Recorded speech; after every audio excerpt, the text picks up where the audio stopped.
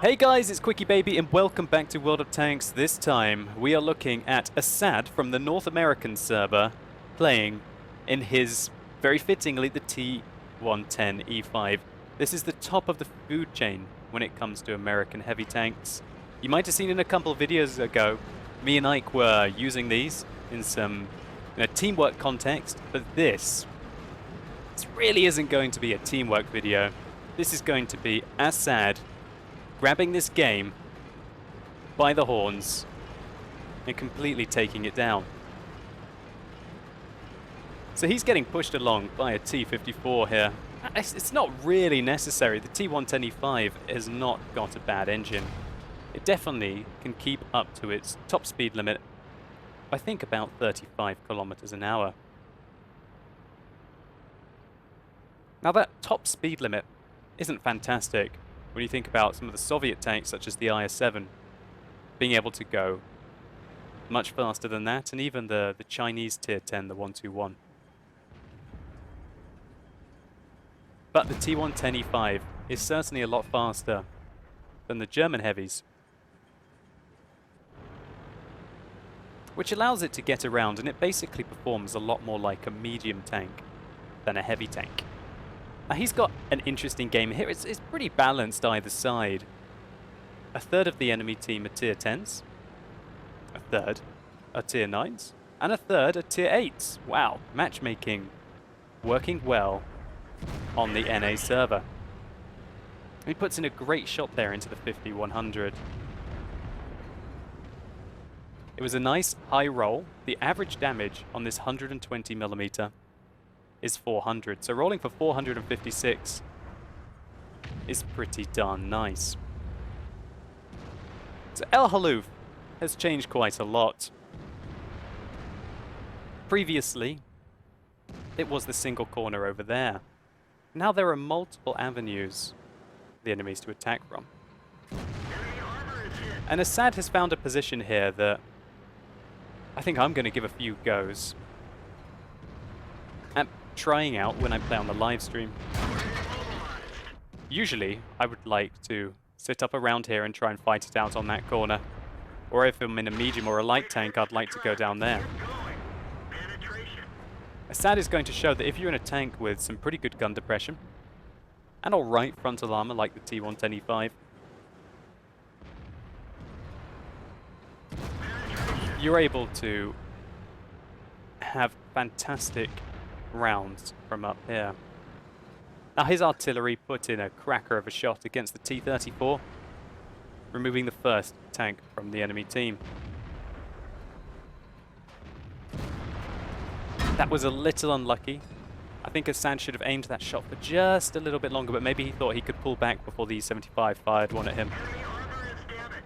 But the excellent reload on the T-110E5 allows him to fire twice, whereas the E-75 would definitely be reloading there, unless he was not using the top caliber gun on that tank.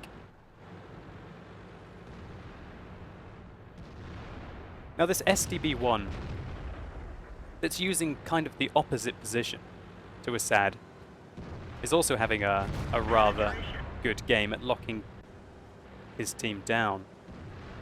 The SDB-1 is the last of his warriors right now, as a Jagdpanzer E-100 pulls out in front of him and aims his gun directly at Assad.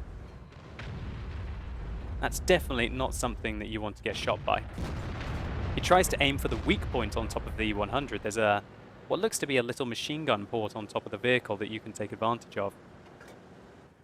But the E-100 puts himself into a great position, hiding his lower plate, which from this angle would be quite challenging to penetrate because you'd be aiming down on it.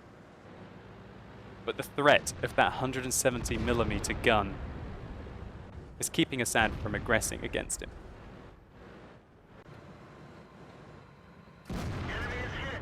E-100 turns his tank to the side, something that I found myself doing quite frequently. After you've been side-scraping that vehicle, it's quite tricky to pull back away from the corner without exposing your side armor. And the accuracy and aim time managed to put in a rather lovely shot, a 494. That's near a max roll. So this game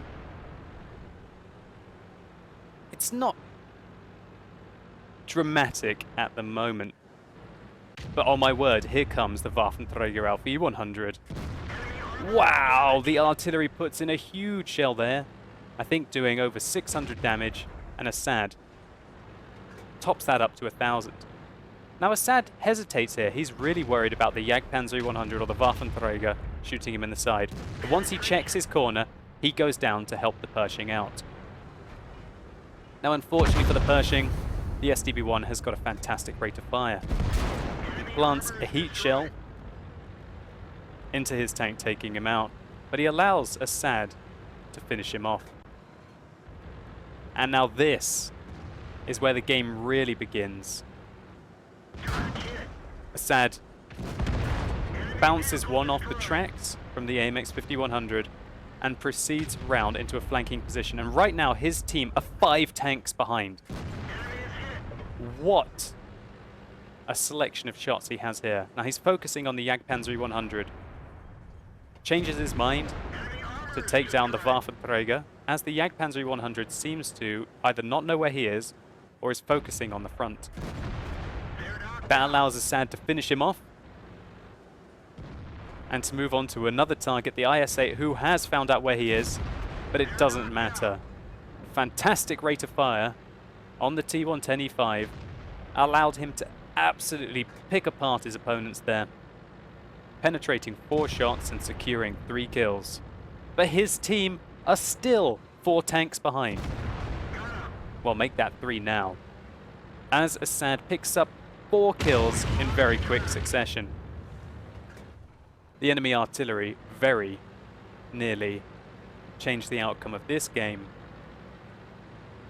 With Assad down there, this FV4202 would be drastically outnumbered and probably unable to deal with the remaining opponents. Luckily, it splashed near Assad, only tracking him and taking off about 300 hit points. So Assad has already got a top gun and done 5,700 damage so far. We saw basically everything that the T110E5 is good for. Pretty good amount of mobility, decent amount of gun depression, great rate of fire on a 120mm that has lots of penetration and is quick to aim at its targets. And despite everything that he has done, the FV4202 dies, leaving him in a situation where it is 2 versus 6 if we include the artillery. Assad shows off a side profile there of his tank, displaying the 2 stars that he has on his gun barrel. Now even if Assad is to die here, he's already got the top gun, and he's going to get a really nice experience result out of this. There's nothing that can take that away from him. But he's not quite done yet. He's putting up his last defense. Now he takes a position that he believes will be safe from the artillery. And that's an important thing. He doesn't want to get shot again by that FV3805. And here comes the E50M. Assad penetrates 1 shot. The E50M sinks a heat shell into the top of his tank. But Assad reloads quickly and rolls true to take the E50M down with 2 shots. Unfortunately for him, the Tiger II, in conjunction with the enemy artillery, managed to remove his only supporting tank. And so now Assad is 1 versus 5, albeit 1 versus 5 against 3 tier 8 tanks and 2 tier 9 tanks. Tiger II really misjudged that situation. Went aggressive against Assad, thinking that he had the rear of his tank. But it wasn't to be. And even if he had camped around the corner, Assad would have been in and after him. So he gets hit by something there. We don't know what it was. I didn't quite see how much damage he took. It probably was the Borsig or the Waffenträger Alpha 100, considering the meaty stunk that came out when it hit his vehicle. Well, we found out it isn't the Borsig. And if the Borsig is attacking so aggressively here, he must be supported.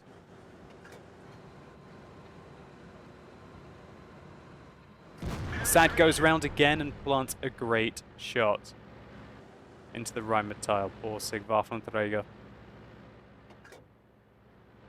And he's looking about, and lo and behold, there was the Waffenträger auf Panzer IV that managed to put a shot into him just a few seconds ago. However, he's caught him out in the open and puts in another great shot into his tank. And right now, Assad must be worried about where the enemy tanks are. Where's that AT-15? Maybe the AT-15's camping base? The artillery hasn't taken a shot at him yet. He's using these mounds very well to avoid the fire. He puts a good shot into the Borsig there, who tried to attack at the same time. And now the Waffenträger auf Panzer IV discovers just how bad the gun depression is over the front of that tank as he drives forwards, unable to connect a shot, having to expose the entirety of his tank, allowing Assad to reduce him to 8 hit points. And the Waffenträger must have a damaged gun or a damaged ammo rack as he fails to shoot another shot at him,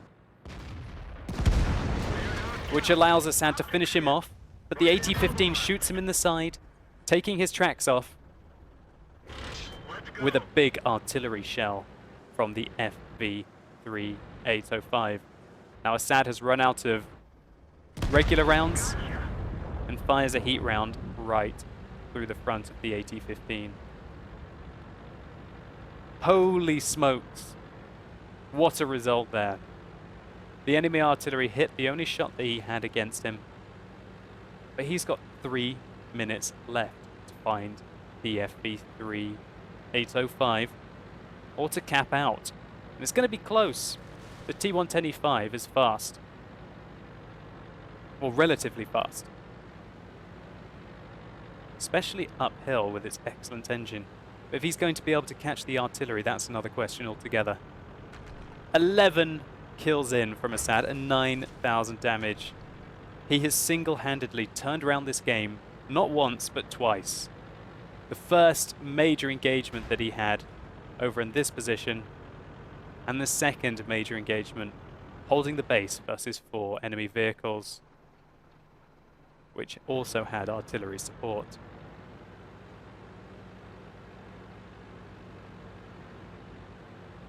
So, we're rapidly realizing that Assad is not going to be able to cap. To be able to cap, you have to have 1 minute and 40 seconds left on the clock when you reach the cap circle. So it's going to be all or nothing if he wants to win this game. His heart must be going. I would be sweating right now if I was hunting down this enemy artillery on 11 kills. It's either going to be the greatest win he's probably ever had, or one of the most frustrating draws if the enemy artillery has run away. Oh, wow, he's found him. The enemy artillery tries to reverse away, thinking that the T-110E5 would have gone into the cap circle.